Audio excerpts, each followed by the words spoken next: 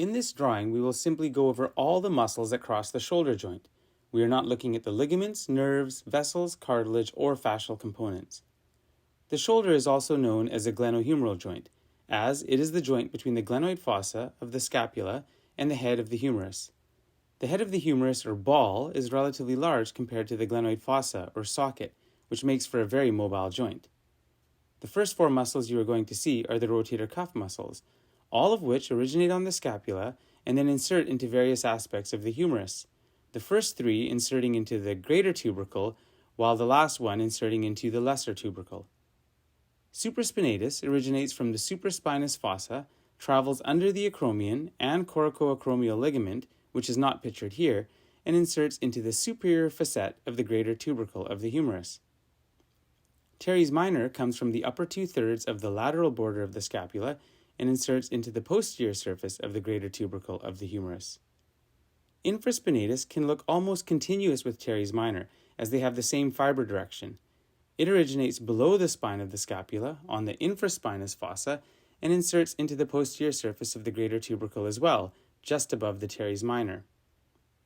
Subscapularis runs from the underside of the scapula, from the subscapular fossa, and then travels laterally and anteriorly until it inserts into the lesser tubercle of the humerus.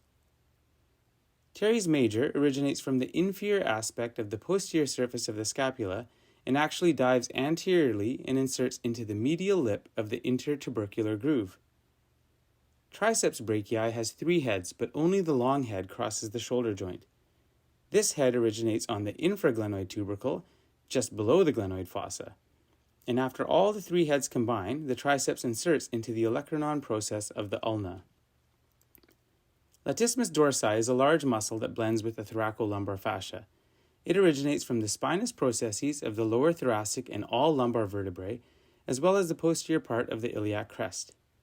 The fibers come together near the shoulder as it dives anteriorly to insert into the depth of the intertubercular groove. Coracobrachialis descends laterally from the coracoid process of the scapula and inserts into the medial aspect of the shaft of the humerus. Biceps Brachii has two heads, both of which cross the shoulder joint. The short head originates from the coracoid process, while the long head originates from the supraglenoid tubercle, just above the glenoid fossa. After the heads join up in the arm, they continue down to insert into the radial tuberosity of the radius, as well as into part of the deep fascia of the forearm. Pectoralis Minor is the last muscle that attaches to the coracoid process. It arises from the surfaces of ribs 3 through 5 and then travels superiorly and laterally to insert into the coracoid.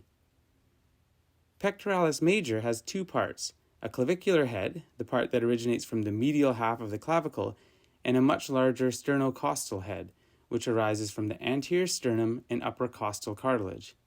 The fibers then travel laterally and insert into the lateral lip of the intertubercular groove. And finally, we have the deltoid, which drapes over the entire shoulder joint. It originates on the spine of the scapula, lateral edge of the acromion, and the lateral third of the clavicle. These fibers converge towards and insert into the deltoid tuberosity on the lateral aspect on the midshaft of the humerus. The fibers can further be divided into anterior, middle, and posterior parts. Thanks for watching.